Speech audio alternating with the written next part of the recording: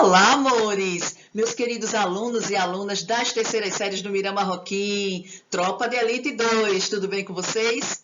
Pois bem, hoje, dia 20 de abril, eu, professora Elis, estou aqui com vocês para mais uma aula de revisão de português focados no Enem 2021. Pois é, e na aula anterior, nós demos início à morfologia, trabalhando lá o processo de formação de palavras, lembram? Pois é, hoje nós vamos dar continuidade. E você já deve estar se questionando, Elis, para que estudar classe de palavras, né? Substantivo, verbo, artigo, para que trabalhar pronomes? E aí eu vou dizer para vocês, gente, que reconhecer essas classes gramaticais pode te ajudar e muito a ler e interpretar os textos com a maior habilidade, tá? Então, vem comigo revisar o português para a gente detonar as questões de linguagem do Enem.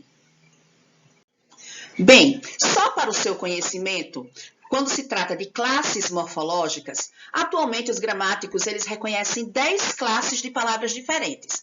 O substantivo, o artigo, o adjetivo, o pronome, o numeral, o verbo, o advérbio, a preposição, a conjunção e a interjeição, tá? E todas as palavras do português elas podem ser classificadas de acordo com essas classes. E para ilustrar, eu trouxe um trechinho de Clarice Lispector que diz assim: sim, minha força está na solidão, não tenho medo de chuvas tempestivas, nem das grandes ventanias soltas, pois eu também sou o escuro da noite. Lindo, né? Pois é, percebam que aqui, ó, eu tenho uma análise morfológica toda colorida. Eu tenho pronome, verbo, substantivo, advérbio, adjetivo, conjunção, locução adjetiva. Gente, a qualquer período, a qualquer oração, a qualquer trecho que você possa estar lendo, você pode contar com uma análise morfológica. Então, é importante você reconhecer o que está sendo dito.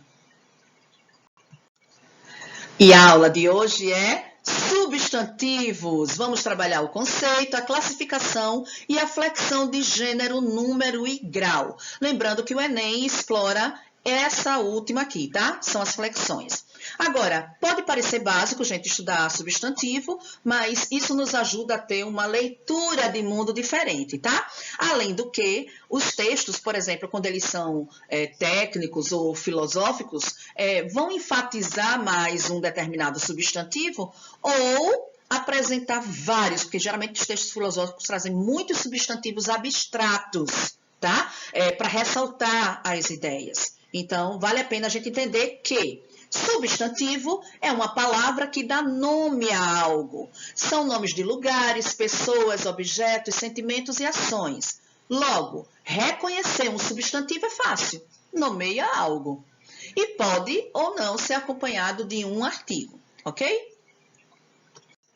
No assunto anterior, nós vimos formação das palavras. E substantivo é uma palavra, né? Então, é importante que a gente veja que formação dos substantivos passa pelos conceitos de primitivo, derivado, simples e composto. E aí, gente, vamos lembrar. Primitivo é aquele que não provém de outra palavra que já existe na língua portuguesa. E derivado, aquele que provém de outra palavra que já existe na língua portuguesa. Então, vamos supor que eu tenha cozinha. Cozinha é a minha palavra primitiva e cozinheira derivou de cozinha, então é minha palavra derivada. Eu tenho leite, é a primitiva, e leiteiro é o derivado. Mulher é o primitivo e mulheraço é derivado de mulher.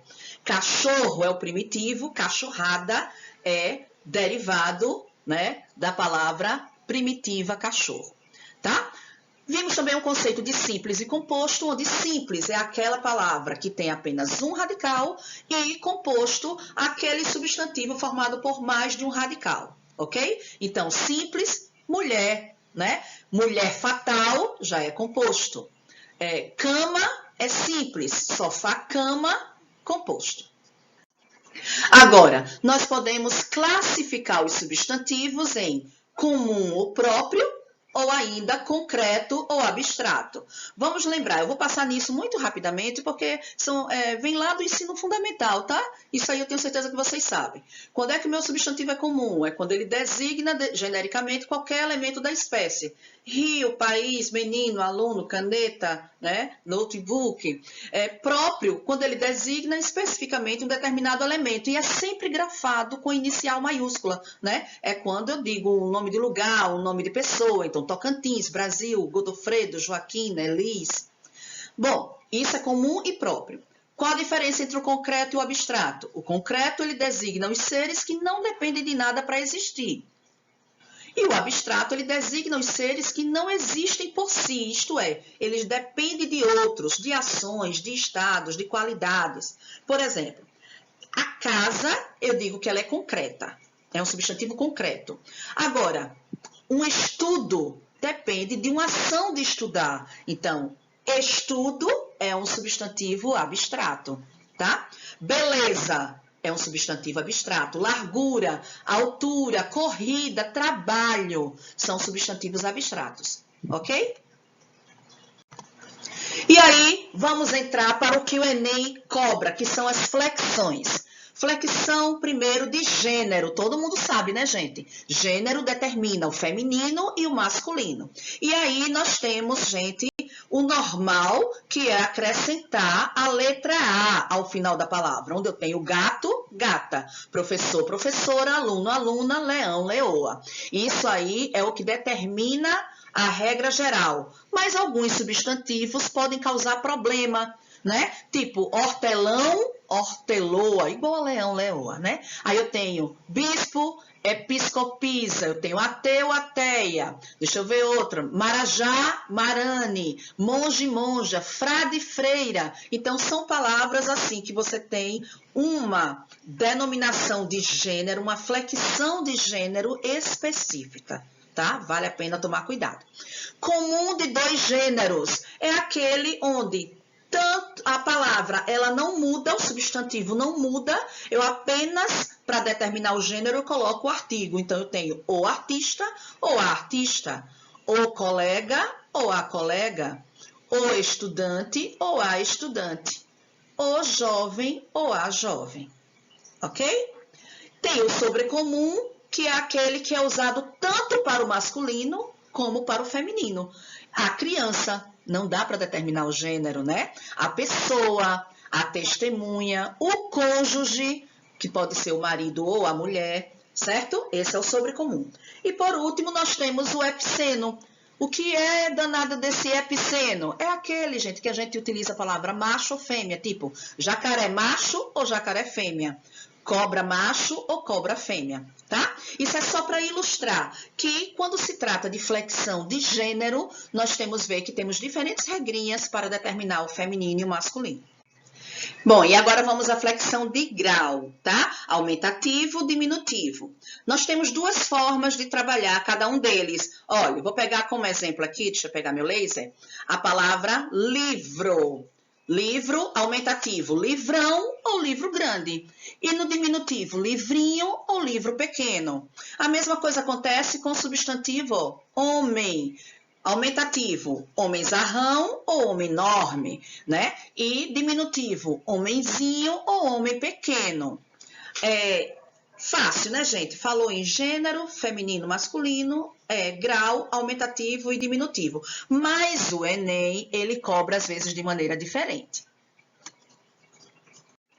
E nessa hora, vale observar que o uso do aumentativo e diminutivo costuma ser bem próximo do nosso cotidiano, tá? A observação que eu quero fazer aqui é que você tem que prestar atenção na intenção comunicativa. Ou seja, muitas vezes a gente utiliza a variação de grau para atribuir também valor e podemos expressar, às vezes, até preconceitos, tá? Por exemplo, ele está saindo com aquela mulherzinha. Mulherzinha aqui está se referindo à mulher pequena, de baixa estatura? Não, está se referindo a uma mulher de caráter duvidoso, aquela mulherzinha, né? Caráter duvidoso. Então, cuidado com a forma como isso está querendo ser colocado, tá? Qual é a intenção de comunicação nesse teu texto? Já na canção de Chico Buarque, Esse Cara, há um verso que afirma: ele é o homem, eu sou apenas uma mulher. Você percebe que nesse caso o uso de artigos também transmite valores sociais, tá? Valores sociais. E aí, vamos fazer análise? Deixa eu mostrar para vocês, olha. Quando eu digo ele é o homem, né? Eu estou dizendo que ele é diferente dos outros, que ele é o cara, ele é melhor, né? Agora, quando eu digo eu sou apenas uma mulher, eu estou dizendo, eu estou usando de forma generalizada, como se eu dissesse eu sou uma mulher dentre tantas outras. Perceberam a diferença dos valores sociais? Pois bem, tá? Isso mostra, gente, eu faço questão de chamar a atenção de vocês, olha para cá. Isso mostra que a língua é poder, tá? Língua é poder, por isso que eu amo essa língua portuguesa. Vamos então, para encerrarmos, flexão de número, singular e plural. Ah, Elis, plural é só botar o S, só que não, né, gente? Olha quantas regrinhas para substantivo simples, aquele de um radical só, nós temos. São muitas, tá, gente? Então, eu vou deixar para vocês no módulo de revisão, porque vocês podem ampliar, né? Vocês podem relembrar, mas vale a pena dizer que existem substantivos terminados em vogal ou ditongo, e aí acrescenta S, como degraus. Eu tenho terminados em ão, a palavra cidadão, eu acho que é recordista, gente. Você vai fazer uma redação, quer colocar cidadão no plural, aí fica, é cidadãos, cidadões, cidadãs. Nossa, eu não sei nem como fazer isso, né? Cidadão, plural, cidadãos, tá ele aqui, tá? Então, também temos substantivos terminados em RZ, tipo arroz, arrozes, terminados em S, mas com S de oxítonas invariável, e aí eu acrescento aqui, ó, só o ES. Eu tenho terminados em M, que aí eu troco o M por NS, tipo álbum, que fica álbuns. Eu tenho os terminados em AL, EL, OL e UL, que aí eu acrescento IS. Eu tenho os terminados em IL, né? E aí muda o som.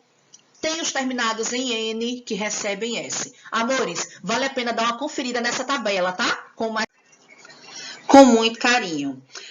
Mas o que eu quero chamar a atenção mesmo de vocês é para os substantivos compostos, aqueles que têm dois ou mais radicais, tá?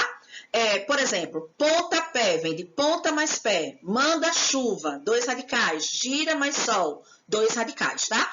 Só que nesse caso, esses substantivos compostos não são ligados por hífens. Então, é como se eu tivesse uma palavra só. Eu juntei dois radicais numa palavra só. Então, eu vou utilizar a regra do substantivo simples, acrescentando lá o S ou IS, ok? Como é o caso de pontapés, manda-chuvas e girassóis.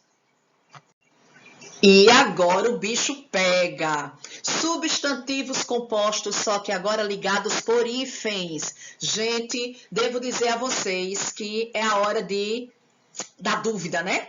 Dúvida cruel. Apareceu no meu texto da redação lá, abaixo assinado. Eita, vou botar no plural. Eu boto plural no abaixo? Só no primeiro elemento? Só no segundo elemento? Ou nos dois? Quando isso acontecer, gente, consulta a regrinha mental, tá? São 4 regrinhas. A primeira delas, se os elementos forem substantivo, adjetivo ou numeral, flexiona tudo. Por exemplo, couve é substantivo, flor é substantivo, então coloca S nos dois. Terça é numeral, feira é substantivo, o que é que eu faço? S nos dois, tá? Agora, se o primeiro, quando é que eu coloco S só no primeiro elemento? Quando eles estiverem ligados por preposição. Mão de vaca, banana da terra, dia a dia, porta a porta. Percebe que eu tenho um A no meio, né? Eu tenho dia, eu tenho da, são preposições. O que é que acontece, então? Eu só coloco S no primeiro elemento, ok? Quando é que só o segundo elemento recebe S? Quando o primeiro for verbo, advérbio ou forma reduzida, ou ainda com palavras repetidas. Por exemplo, beija-flor. O que é que eu tenho que olhar? Beija é verbo. Ah, não é substantivo, nem adjetivo, nem numeral. É verbo. Se beija é verbo, só o segundo recebe S. Abaixo assinados. Abaixo é um advérbio, então só o segundo recebe S.